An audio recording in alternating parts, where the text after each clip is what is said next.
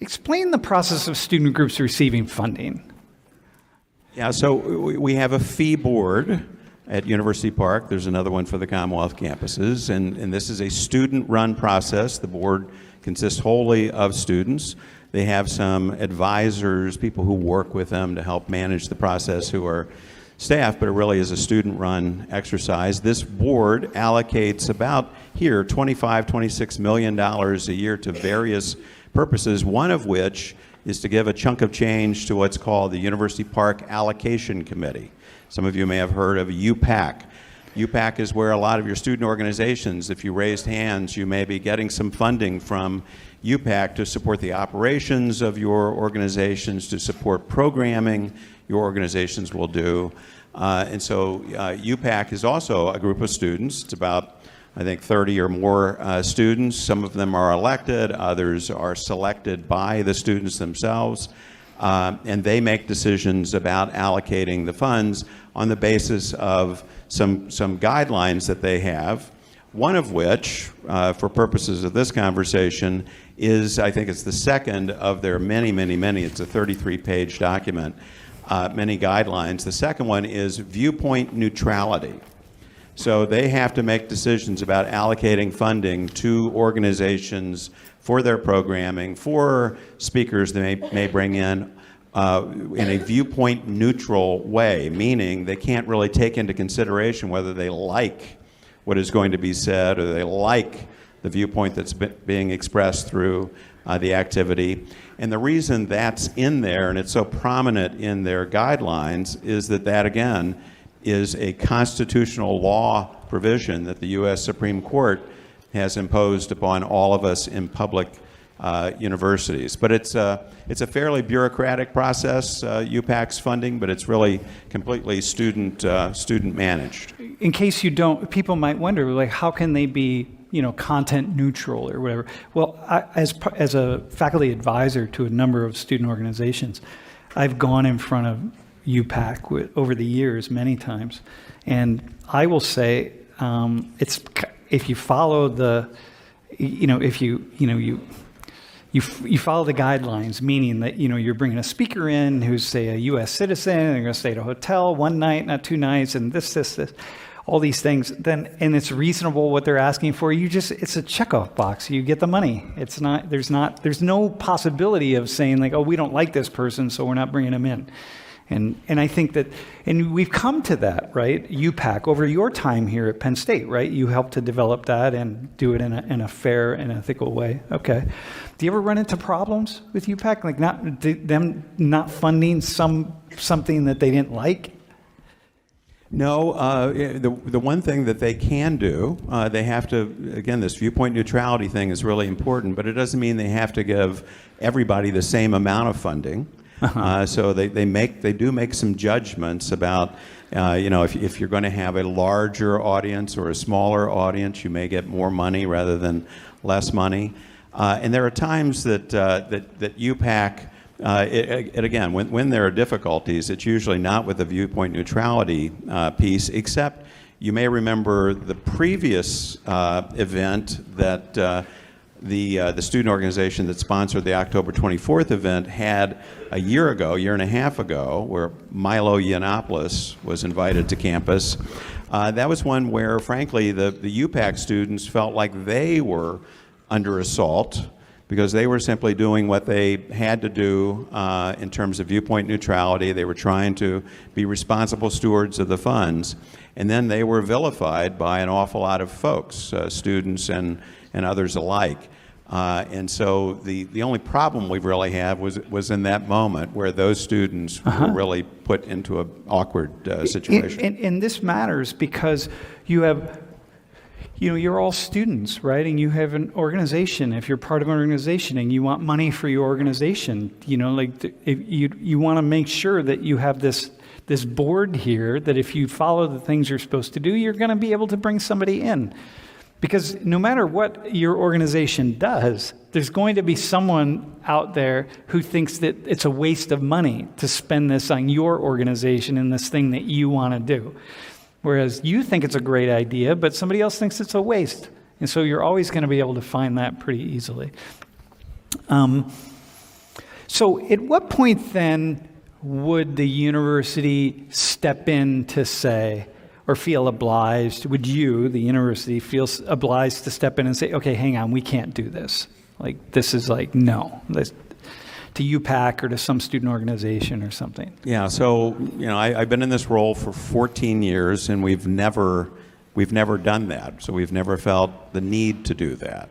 If UPAC was going to be funding an activity that clearly violated law, so some group comes in and they want $10,000 so that they can throw a kegger on the Old Main lawn and have underage students come and enjoy themselves, we'd intervene there to say, no, you can't violate the law. Or if you're going to fund, bungee jumping off of Beaver Stadium by some student organization, we'd say no to that. But that hasn't happened. When it comes to speakers, we've had speakers funded, as we just had, who, if we had our druthers, we probably would rather they weren't being funded. They weren't being invited here, because we know, irrespective of what the Southern Poverty Law Center would say, we know the trouble that's coming our way and the difficulty that it's going to cause for all of us in our community in various ways.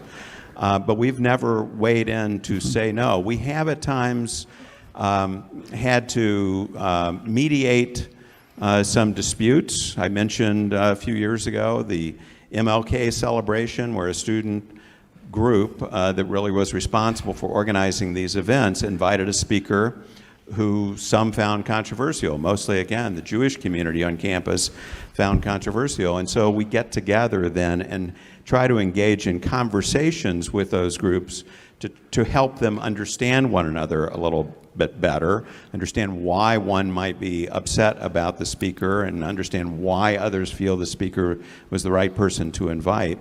Those sometimes go well, and they sometimes don't. Yeah. But it's a good effort, and it's meant to be educational for everybody. And even then, when you said, in this case, mostly Jewish students, and even then, only a sector of the Jewish students, I'm sure. Many Jewish students, maybe most, I don't know, are just saying like, okay, whatever, who cares? It doesn't matter. And that's always the case, right? That it's the loud voice that gets put out there.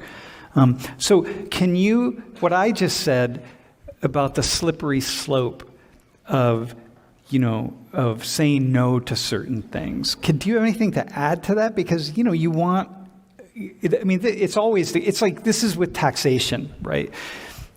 I don't mind paying taxes, because essentially the student fee is a tax for you all, right? I don't mind paying my taxes, especially if I get to decide where I'm going to spend the taxes. So if I can do that, then I'll even pay more taxes, because I can make that decision. But I don't want to have to follow what other people think would be a good place to spend my money, my tax money. But this is the place we're in a community, right? If we want to live in a community, then we have to accept the differences of opinions and ideas by other members of that community. Yeah, once we get in the business of deciding, we're going to pick this viewpoint and we're not going to choose that one, then we're forever obligated to do that. Every speaker we might have on campus. Even Sam inviting me into this class, some group of people may want to vet that. You get to the point where if you do it once, you have to do it always, and every speaker, if we're just talking about speakers for the time being, every speaker who does speak at the university speaks with the imprimatur, the endorsement, the implied endorsement of the institution from that point forward. And so we can't get there for that reason, but we also can't get there because who's deciding this changes. Who are the elected officials, who's in the administration, the perspective changes. And it may be fine, as Sam's suggesting, if it's an opinion that you support, a program that you support. But it could be that the next authority is an authority that doesn't see your viewpoint or your area of interest as important and wants to shut you down.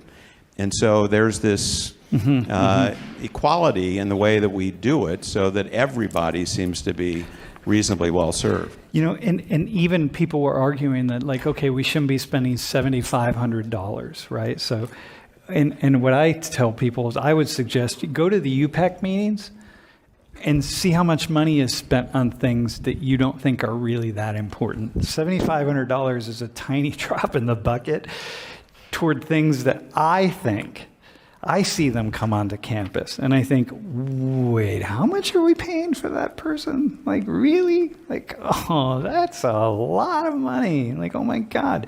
But then I turn a blind eye to it because I think, oh my God, first off, it's not my money.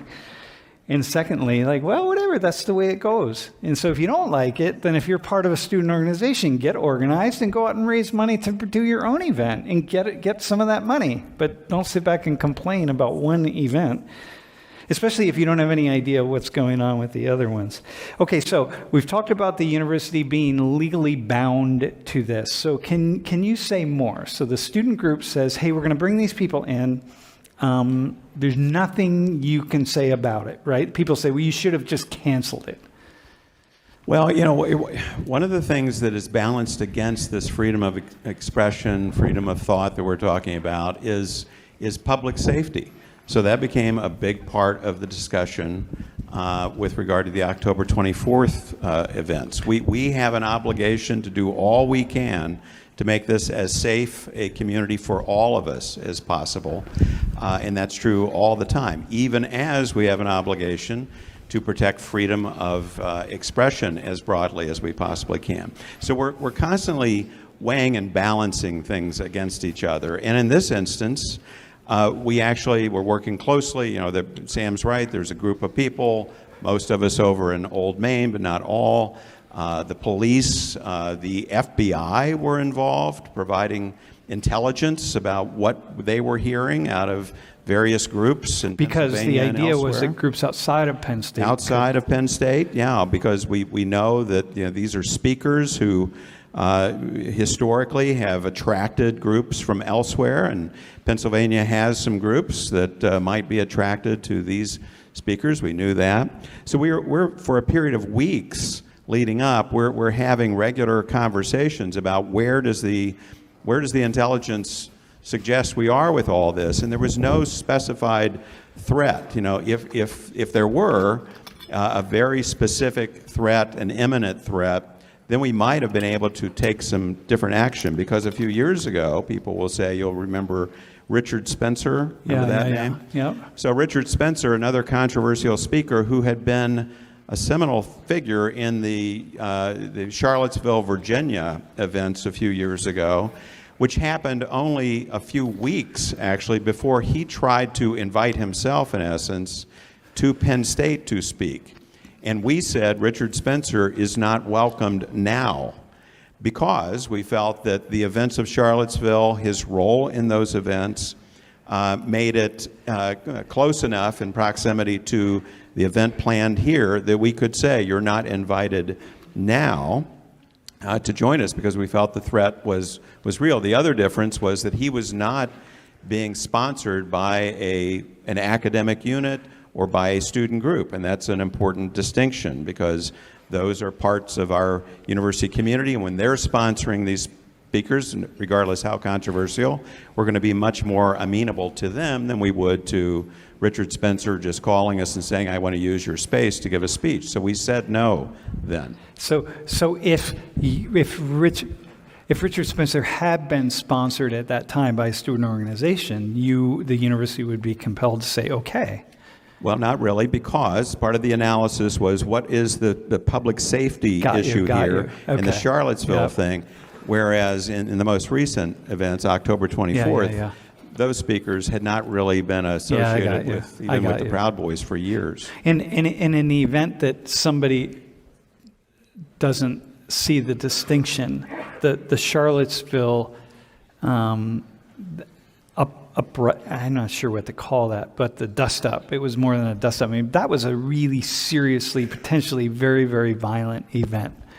And so a troubling event. That involved death. I mean, there was a fatality. So if you are, in the other thing that people don't really understand is that, or what needs to be said here, you said it, but you are responsible for the safety, for what happens here.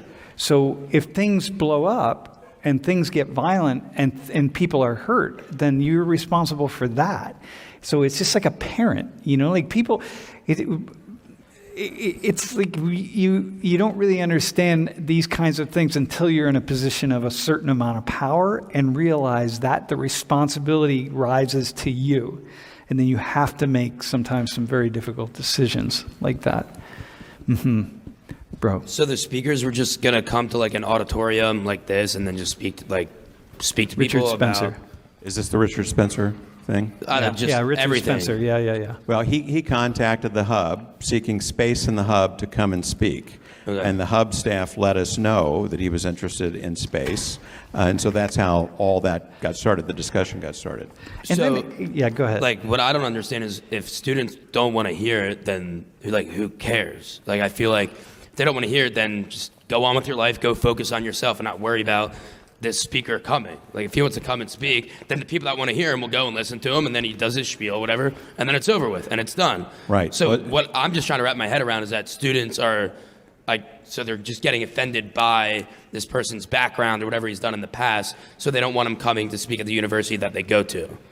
Well, Richard Spencer had led a rally in Charlottesville, Virginia, that ultimately resulted in the death of 2 or 3 people. So it was a little different, and it happened just 3 weeks before he was planning to come here. So it wasn't so much Richard Spencer as what Richard Spencer represented in terms of who else is he bringing with him, what kind of activity is this going to look like? Is this going to be another Charlottesville?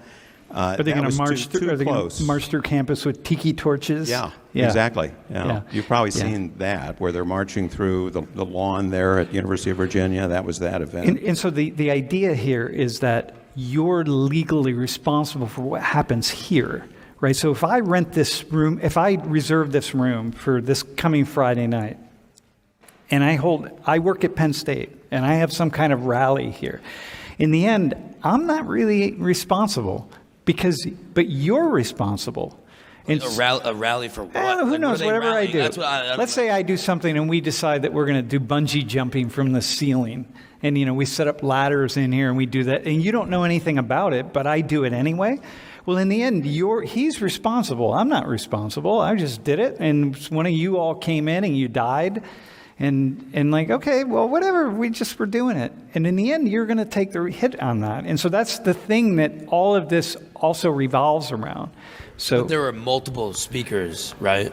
yeah, well, that's it. So there are 2 different things. One is Richard Spencer thing, who just wanted to come on his own, right? So, that's like, I think I was more so talking about the other person. okay, the other people. Okay, got it. Yep. Yeah, and they were allowed to come. That's the thing. So they came. I mean, it was all set. They came. They were ready to go. And then what happened?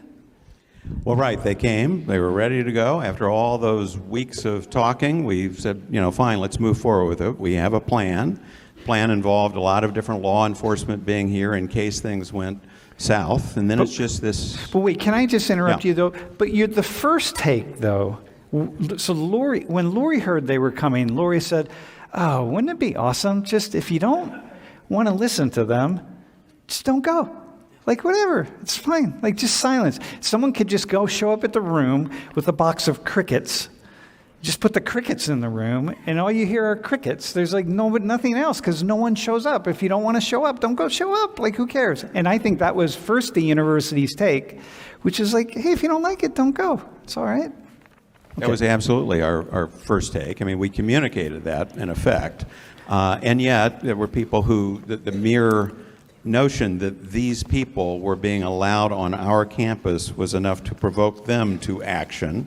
So you end up with, competing forces, and we had that. We had the building surrounded by protesters, and then there are counter-protesters protesting the protesters. It's just that kind of mix. And over a period of about an hour and a half, it devolved into, there were fights. The police got to the point where they felt they couldn't ensure continued safety and security as necessary. In the building were students and the speakers. They couldn't ensure their safety. Yeah. And so that's when a decision was made that we were going to cancel the event. So had the students who were protesting taken the crickets approach and if you find the speech abhorrent, distasteful, then just don't go. Don't listen to them, right? It's like if I go out and say hateful things in a forest and nobody is there listening to me except a tree, it's not really hateful because no one's listening. Well, and the irony is that the protesters probably amplified the message Totally. of the people they were protesting by all the attention that has been given to this event because of the reactions of the groups to one another. As opposed to the crickets, you wouldn't have had a whole lot of attention for Well, that. okay, so let me also say, though, that you say that very judiciously. I will say the protesters definitely amplified, and not just the protesters, but just like ramped it up so much, right? But then, this becomes a question about, hang on one second, I'm going to go over here. But then this becomes a question of, like, when do you step up? Like, when do we speak out? When do we, as opposed to just like letting stuff fly beneath the radar?